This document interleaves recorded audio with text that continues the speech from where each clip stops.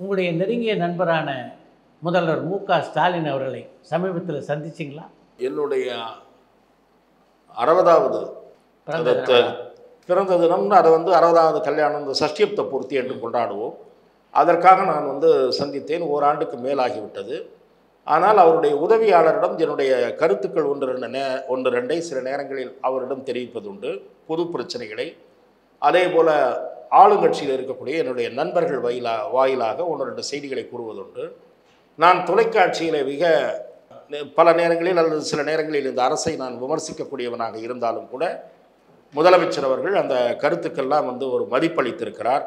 அதற்கு ஒரு செய்தியை சொல்ல வேண்டும் என்று சொன்னால், உதாரணம் சொல்ல வேண்டும் என்று சொன்னால், கே நகரைச் சேர்ந்த ஒரு மாணவி முழுமையாக ஒரு செயல் இழந்தது, கைகால்கள் செயல் இழந்த நிலையில் அரசு பள்ளியிலே படிக்கக்கூடிய மாணவி.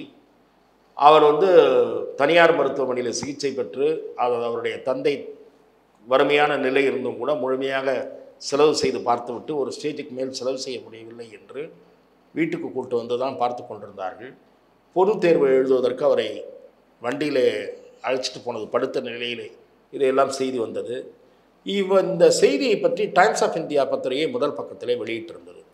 நான் உடனடியாக முதலமைச்சருடைய தனிச் செயலாளர் திரு தினேஷ்குமார் அவர்களோடு தொடர்பு கொண்டு பேசி, இந்த மாணவிக்கு முதலமைச்சர் உதவி செய்வது ரொம்ப சிறப்பாக இருக்கும், இதை அவருடைய கவனத்திற்கு கொண்டு செல்லுங்கள் என்று சொன்னேன்.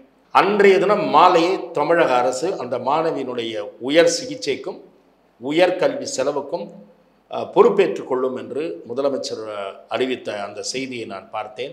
இப்படி செல்வி ஜெயலலிதா அவர்கள் கவனத்திற்கு நான் சில செய்திகளை கொண்டு சென்றிருக்கிற போது அவர் உடனடியாக நடவடிக்கை எடுத்த பாங்கினை நான் முதலமைச்சரிடம் பார்த்தேன். இதுதான் அண்மையிலே ஒரு ஆண்டுக்கு முன்பு எனக்கும் அவருக்கும் இடையிலே செயலாளர் வழியாக நடந்த கருத்து பரிமாற்றம். ஆனால் அவர் என் மீது அன்பு கொண்டவர், நான் விமர்சனம் செய்தாலும் அதை பொருட்படுத்தாதவர். என்னுடைய சஷ்டியப்த பூர்த்திக்கு வந்தார். அதன் பிறகு நான் அவரை பார்க்கிற வாய்ப்பு கிடைக்கவில்லை. ஒரு நாள் வாய்ப்பு கேட்டிருந்தேன். அன்றைக்கு நான் சந்திப்பதாகவும் இருந்தது. சட்டமன்றத்தில் நீண்ட நேரம் விவாதங்கள் நீண்டு கொண்டு போனதால் சந்திக்க முடியவில்லை. சசிகலாவை எப்போ அண்மையில் சந்திச்சிங்க? அவருடைய புதுமனை புகு விழா, அதாவது அவர் செல்வி ஜெயலலிதா அவர்கள் வாழ்ந்த இல்லத்தின் அருகில் செல்வி ஜெயலலிதா அவர்கள் பெயராலேயே ஒரு வீடு கட்டியிருக்கிறார். அந்த வீட்டின் கிரகப்பிரவேசத்திற்கு என்னை அழைத்திருந்தார். அப்போது சந்தித்தேன். அதன் பிறகு நான் சந்திக்கவில்லை. அப்போது அவரோடு உரையாடுகிற வாய்ப்பு கிடைக்கவில்லை. அதற்கு ஒரு மாதம் அல்லது அதற்கு முன்னாடி நான் அவரை சந்தித்தேன். அவர் அதிமுக ஒன்றுபட வேண்டும், இவ்வாறு பிரிந்திருப்பது நல்லதல்ல என்கிற கருத்து தான் கடைசியாக நான் சந்தித்த போது பகிர்ந்து கொண்டார். அவருக்கு சில வேதனைகள் இருக்கின்றன.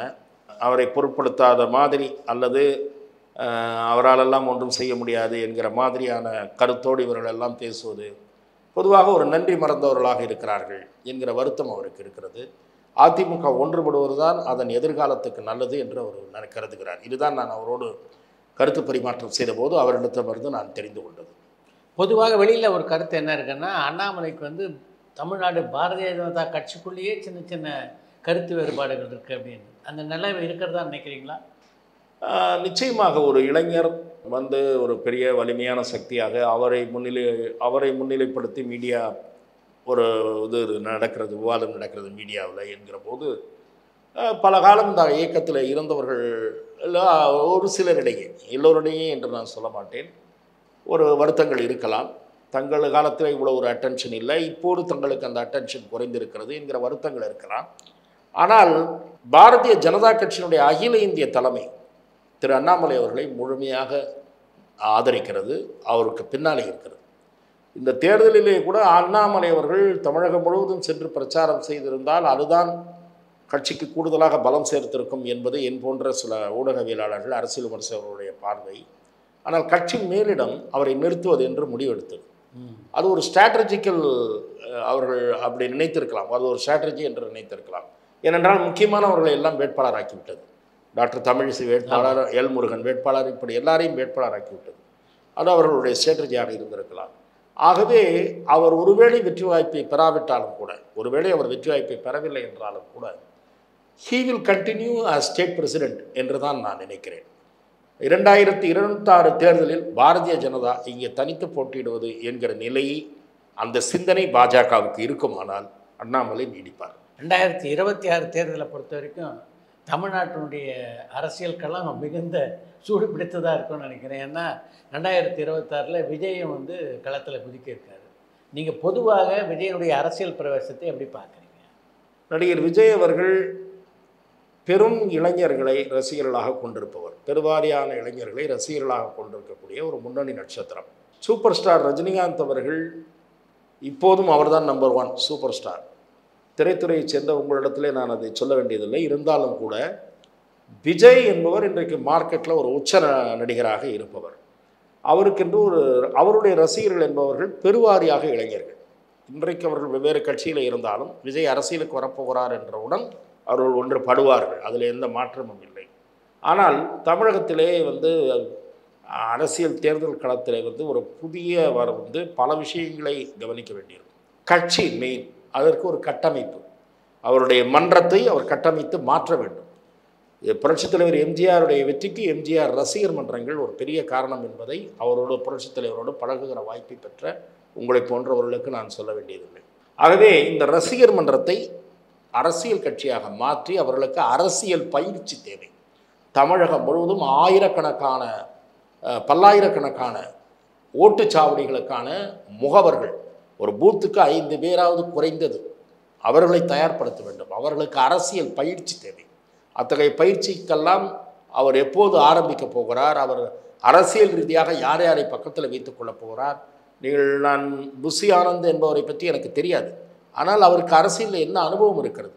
நீங்கள் வந்து திரு ரஜினிகாந்த் அவர்கள், அவர் கொரோனா உச்சமாக போன நேரத்தால் அவர் வந்து அந்த முடிவை அவர் மறுபரிசீலனை செய்தாரே தவிர அவர் மனதிலே நிறைய திட்டங்கள் இருந்தன. அவரோடு பழகிற வாய்ப்பை பெற்றவன் என்ற முறையில் அவரிடத்தில் வந்து ஒரு IAS IPS அதிகாரிகளுடைய ஆலோசனையை பெறுவது, அரசியல் கட்சிகளில் ஏற்கனவே இருந்த கட்சிகளில் இருக்கக்கூடிய அதிக குற்றச்சாட்டுகளுக்கு ஆட்படாதவர்களை பக்கத்தில் வைத்துக் கொள்வது என்பது மாதிரியான திட்டமிடலெல்லாம் அவர் இருந்தது. ஆனால் அது வர முடியவில்லை. அத்தகைய திட்டமிடலோடு அவர் தயாராகி கொண்டிருக்கிறாரா என்பது எனக்கு தெரியாது. அதெல்லாம் அவசியம் என்று சொல்கிறேன். இரண்டாவது, இங்கே 2 கழகங்கள் வலிமையாக இருக்கின்றன. மூன்றாவது புதிய சக்தியாக பாரதிய ஜனதா வலிமை பெற்று வருகிறது. ஏற்கனவே தனித்து போட்டியிட்டு ஒவ்வொரு தேர்தலிலும் ஓரிரு சதவீதங்கள் வாக்கு சதவீதத்தை உயர்த்தி கொண்டே இருக்கக்கூடிய திரு சீமான் இருக்கிறார். அவருடைய ஆதரவு யார் என்று பார்த்தீங்கன்னா கணிசமாக இளைஞர்கள் தான். சீமானுக்கு வாக்களிக்கிறவர்கள் மிக கணிசமானவர்கள் இளைஞர்கள். தேர்தல் களத்தில் போய் கருத்து கணிப்புக்கு போகிற சமயத்திலே நானே பார்த்திருக்கிறேன். நிறைய இளைஞர்கள் தான் சீமான் கட்சியை டிக் போடுவார்கள் பேப்பரை கொடுத்தோம்னா. ஆகவே இளைஞர்கள் ஓட்டை அதை கெடுக்க முடியுமா என்பது எனக்கு தெரியாது. ஏனென்றால் அவர்கள் கருத்தியல் ரீதியாக சீமான் பின்னால் நிற்பவர், ஒரு கணிசமான தொகை இருக்கு அவர் பின்னாடி. ஆகவே விஜய் கூட்டணி சேரக்கூடிய வாய்ப்பை குறித்து பரிசீலிக்க வேண்டியிருக்கும். கூட்டணி இல்லாமல் அவரே வர முடியுமா என்பது எனக்கு சந்தேகம் இருக்கிறது. இன்னொன்று, விஜய்க்கு வந்து ஒரு பெரிய, நான் தவறாக கூட இருக்கலாம் நான் சொல்வது, அவர் வந்து ஒரு கொடையாளர் என்ற பெயர் எடுத்தவர் அல்ல. நீங்கள் திரு விஜயகாந்த் அவர்கள் முதல் தேர்தலிலேயே 8 முதல் 10% வாக்குகள் வாங்கினார் என்றால், நீண்ட காலமாக அவர் வந்து விஜயகாந்த் வந்து ஒரு மக்கள் மத்தியில் அவர் வந்து ஒரு நிறைய கொடை உள்ளத்தோடு பல நன்கொடைகளை கொடுத்தவர், ஏழைகள் பால் பரிவு கொண்டவர் என்கிற சிந்தனையை அவர் மீது அப்படி இருந்தது. நான் யாரையும் உதாரணம் சொல்ல விரும்பவில்லை. நான் வந்து அண்மை காலத்திலே ஒருவருடைய மறைவுக்கு மிகப்பெரிய கூட்டத்தை பார்த்தது விஜயகாந்த் அவர்களுடைய கூட்டத்தை தான்.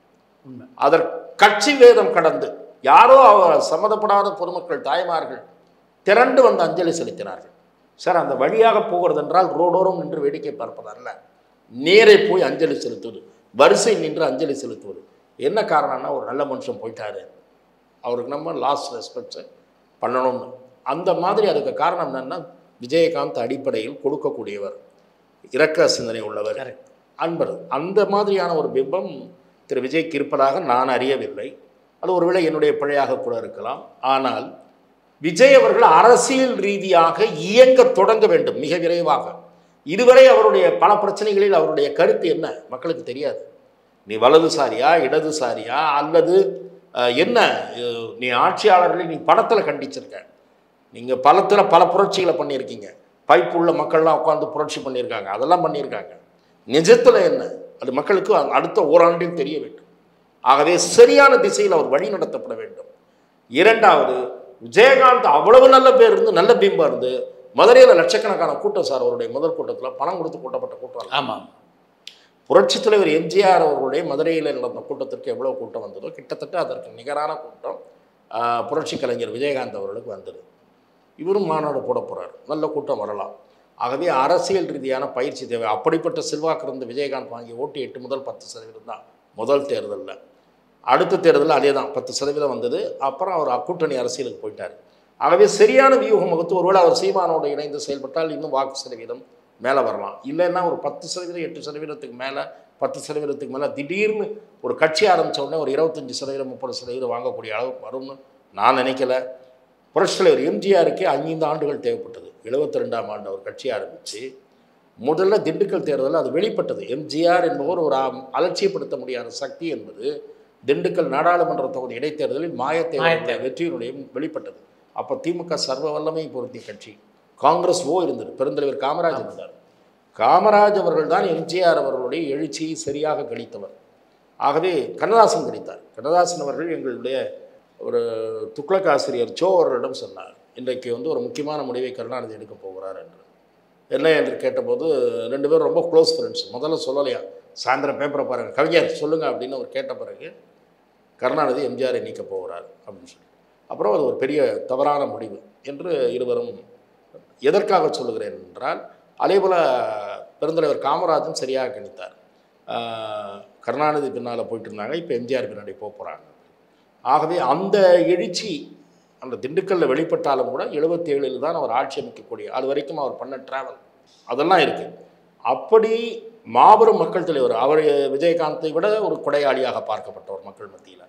அப்படிப்பட்டவர்களே கடுமையாக போராட வேண்டிய அரசியல் களம். இன்றைக்கி அரசியல் களம் பணபலம் ரீதியாகவும் வெவ்வேறு கலாச்சார ரீதியாகவும் மாறுபட்டிருக்கிறது. அதில் விஜய் அவர்கள் துவக்கத்திலேயே பெரிய வெற்றியை பெற முடியும் என்று நான் நினைக்கவில்லை.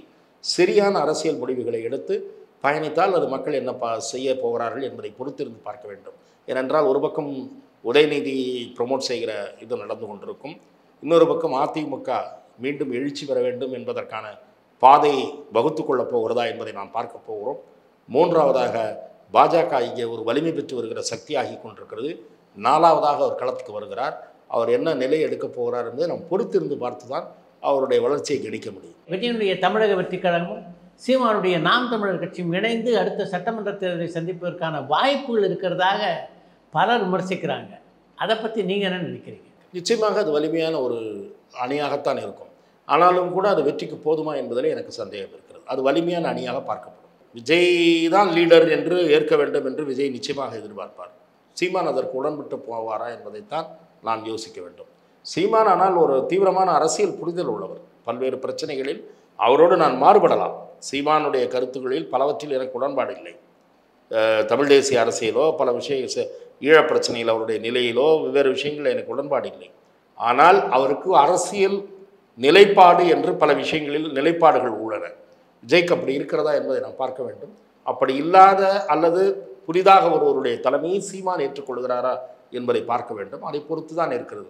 ஒருவேளை கரம் கொடுத்தால் அதுவும் ஒரு முக்கியமான அணியாக இக்களத்தில் இருக்கும். 2026 தேர்தலில் விஜயகாந்தினுடைய தேசிய திராவிட முன்னேற்ற கழகத்தினுடைய நிலைமை என்னவா? அவர்கள் யாரையாவது ஒருவரை சார்ந்து தான் போக வேண்டியிருக்கும். இப்போது அதிமுகவை சார்ந்து போயிருக்கிறார்கள். அதே அணியில் தான் அவர்கள் தொடருவார்கள் என்று நினைக்கிறேன். அவர்களுக்கு தனிப்பட்ட முறையில் மிக பிரகாசமான எதிர்காலம் இருப்பதாக நான் நினைக்கவில்லை. அதிமுகவை சார்ந்து தான் அவர்கள் இருக்க வேண்டும், அல்லது திமுகவா பாஜக என்று பரிசீலிக்கலாம். அதிமுக எத்தனை அசம்பிளி சீட்டு கொடுக்கும், 10 கொடுக்குமா 15 கொடுக்குமா, அதை வாங்கி செட்டில் ஆகக்கூடிய நிலையில் தான் தேமுதிக இருக்கிறதே தவிர கேப்டன் காலத்தை போல அவர்கள் வலிமையாக பேர அரசியல் நடத்த முடியாது. ரொம்ப நன்றி. வாய்ப்புக்கு நன்றி. மீண்டும் சந்தித்து பேசுவோம்.